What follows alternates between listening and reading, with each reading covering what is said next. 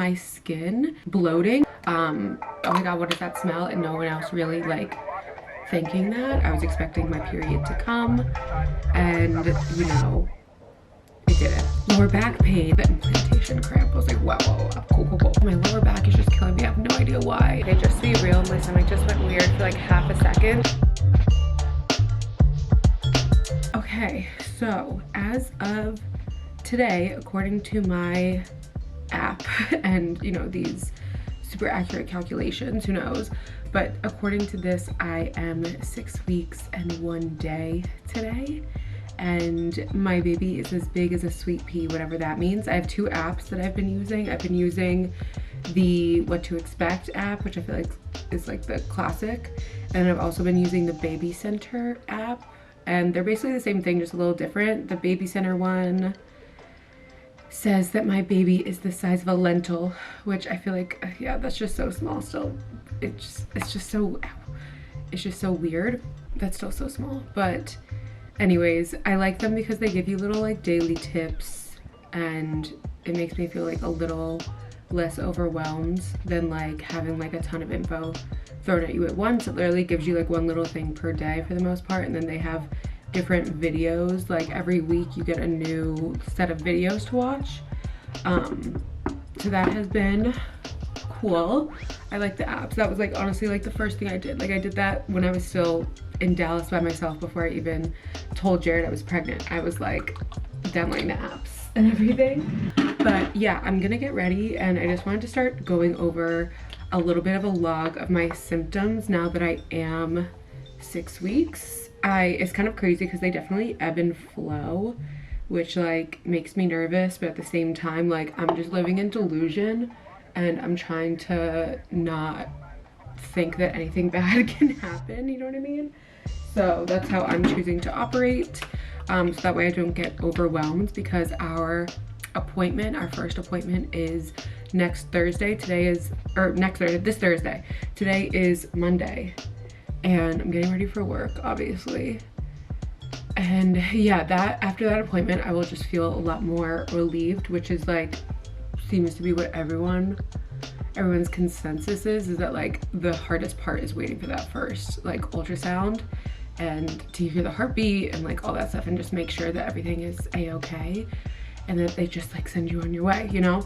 Symptoms wise, I wanted to go over what type of symptoms I've been having, and like go over just that whole first week of like finding out and everything, because I really did have kind of a lot of symptoms I was ignoring for the most part because I was traveling for work. I didn't really have time to like sit and like think about everything too much.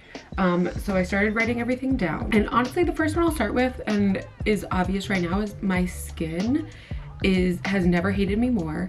I am breaking out like crazy. My skin is so oily, and I know that that's a mix of a couple things, because basically a few months back, like over the summer before we ever started trying to, and it's crazy because we didn't even really try, like I was never tracking my like testing my ovulation, or like tracking the days, like, oh, we need to, you know, it's day 9 or whatever. I was never doing that. It was kind of not an accident, but not an accident, you know what I mean? But anyways, before we ever started having these conversations, basically I went to my dermatologist because I knew that you weren't supposed to take or use Retin-A while you're pregnant. And so I was like, if that's the case, I need to know like ASAP. And plus I had to get off of, I was taking spironolactone for acne, and that apparently is like really bad to be on while you're pregnant. But she was like, you know, if you are getting off the spironolactone and you want to get off the Retin-A when you're actually pregnant, then I'm gonna go ahead and prescribe you some like backup stuff. So I didn't have those things while I was in Dallas, so I basically just stopped using the Retin-A cold turkey, and from traveling and like not eating the best and blah blah blah, basically just had like crazy breakout. That was like kind of the first thing I noticed going awry, and I didn't really associate it with being pregnant. I honestly like threw away, like I had a makeup primer that was maybe a little older, and I literally remember I threw it away in the hotel trash can because I thought that that's what was breaking me out, but that was not what was breaking me out. Bloating, which like I just associated with me getting my period, because obviously like I was expecting my period to come, and you know, it didn't. So I was really, really bloated, but I stayed bloated for like probably a week and a half straight of like pretty bad bloating. And then I had just like some mild cramps, and this is like all like week 4 stuff. I had some mild cramps, and I honestly, once again, didn't think anything of it, thought it was just my period coming on, and it wasn't anything major, wasn't even as bad as a usual cramp would be. And I was talking to my work friend, and she was like, that was literally probably like the implantation cramp. I was like, wow, cool. So that was week 4. So week 4 was like not that bad, and honestly the acne was more so the tail end of week 4 going into week 5. And then week 5, you know, the shit popped off. So basically the bloating continued through that week. My breasts were so swollen. Like that was like the most noticeable thing, was how like swollen and tender my breasts were, and like I could not fit in my bras. Like literally, you know, when like your bra doesn't fit and you're like kind of like coming out of it, that's like how I felt. So that really sucked, not gonna lie. My sense of smell, the heightened sense of smell, it has been something that has been ebbing and flowing, but definitely like I remember one time we had this like co-working space that we were using in Dallas, and I remember I walked in and like there was a candle making place right next to it, and I don't know why everyone was like, that smells so good, that smells so good. I'm like, it is so strong, it is like literally giving me a headache. But yeah, just like things like that, like walking into rooms and being like, oh my god, what is that smell, and no one else really like thinking that. I was like, oh my god. And even like going into like a public bathroom, it was just like heightened sense of smell basically, because once again I was not as aware the weeks leading up. But I remember there was a clip of me with the smell thing.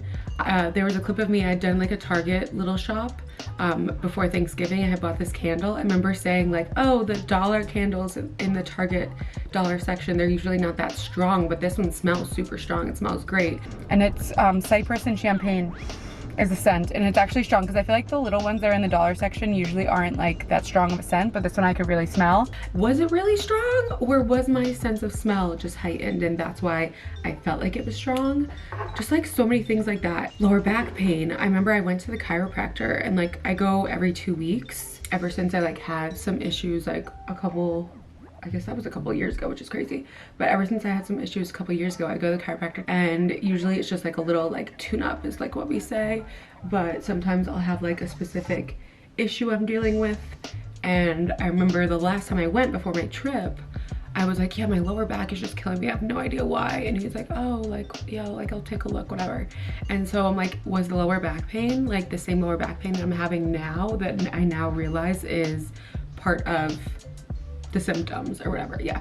So anyways, I'm like going back and like thinking about the weeks leading up when I didn't know, and it's just like so crazy to think about. Going back to my list, lower back pain, the oily skin, really just still a thing. I had to change my whole routine. I'll show you that stuff in a second. Fatigue probably should have been number 1 on the list. Actually insane how tired I am, and like this weekend especially like it's worse in the afternoons, I've noticed, but I will get to the point like 1 or 2 o'clock in the afternoon, I just need to be horizontal. Like I can't do anything. We did like a couple of things this weekend, but mostly like in the mornings, and then by the afternoon I was sat. Like I was not doing anything, and like wanting to go to bed so early. Like I wanted to go to bed at like 8:30 on Saturday. Like it was really bad. And then when I do go to bed, night sweats, so random. And I also don't know whether it's because I've been like oiling my body. I'm just like getting ahead of that. Like I'm gonna use up, I have like so many moisturizing body products. I'm gonna use as many as I can that I already have, and like I've been doing like my stomach and my chest area. And yeah, it's very much necessary. But yeah, I don't know whether wearing like a lot more like moisturizing products to bed is what's making me sweat, but it also is technically a symptom, so who knows, probably a little bit of both. But yeah, definitely night sweats. And then the last thing I have written down as far as like aversions and stuff is coffee, which if you know me, you know I love coffee. I try to give it up every once in a while because I'm literally addicted to it. So I try to like go through little phases where I don't have as much. So the fact that I have been making my coffee in the morning and then pouring it out when it's like halfway through is actually insane, and I don't crave it as much. And when I'm drinking it, it really only tastes good to me if it's made like super sweet, which is usually the opposite. I usually hate sweet coffee. So that has been another like super weird thing that I have noticed. As far as like eating and stuff, like sometimes my stomach I'll get just like a little, it'll just go like a little weird for a second. And there was a moment like the first week, like week 5, like end of week 4, beginning of week 5, when I was sitting in the office in Dallas and I was like, am I about to throw up? But I thought it was like in my head, honestly. And I guess it was, I don't know. But literally knock on wood, knock on any surface possible, I have not been experiencing really bad nausea by any means. I went ahead and stocked up on a couple of things, and like I have like the ginger chews, and I have like these little stomach settle like lozenge type things, but I literally have had 2 of the ginger chews because I thought something was coming on. I just did it, you know, proactively. But other than that, I've been okay. Okay, so this is what I was using previously. It is the brand name Retin-A Micro 0.06 strength. I have since kind of put this away and like keep it underneath the sink so I don't mindlessly use it by accident. Excuse the red tape. We'd had an inspection done, and these are like little imperfections that we need to fix in the house. Anyways, so what I've been using instead is this and this. So basically this is azelaic acid gel. I believe you can just buy this regular, but this is like a strength that you can only get through prescription. And I have to do this twice a day, which is different than the Retin-A, which I only had to do at night. So I do that twice a day, morning and night. And then this is more of like a spot treatment, if I can get it to focus. It is just like benzoyl peroxide or whatever. It's once again something that you can buy in stores as an acne treatment, but this is just a stronger dose, stronger strength, whatever the heck. So sorry, I'm operating on no coffee. But yeah, so I use this as a spot treatment on like deeper areas. I honestly don't love using it because it's not the cutest thing. Like when it dries down, it's like, I don't know. But anyways, I've been using that when I get like super desperate. And then just in general, my skincare routine previously was very much a very hydrating, like anti-aging deal. My go-to like system is this Laneige one, which it's super moisturizing. I still love it at night. But in like during the day, I've just been opting for things that are like a little lighter. Like I have this Origin serum. It's more of like a day serum, and it's just a little bit lighter and doesn't like make my skin feel as greasy throughout the day. As far as moisturizer, I pretty much always use this during the day. So me and Jared share it, so it's by his side of the sink. But I use that, and then like when I really want something thick, I would use this, the D'Alba. It's like a double, oh my god, why is nothing going to focus? Double serum and cream. This stuff is so like luxurious and thick and moisturizing. Haven't used that in a while. So anyways, and then the only other thing I guess I would mention is that I've been trying to opt for my natural deodorant. I always keep a natural and a like regular. So the Kopari is the natural one that I have right now. So I've been trying to use that more often. I do have my Dove one. I've always loved Dove deodorant.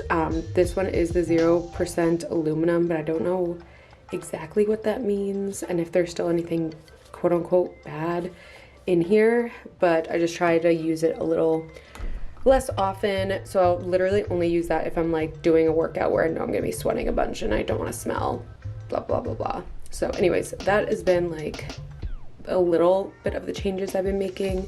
And then also I got this as a random sample at Sephora the other day, and I actually like it. I go through phases with eye creams, but this one is kind of nice. Eating wise, I've just been trying to eat super clean and prioritize fiber because I know that they say that that's a big thing. Obviously, I'm taking my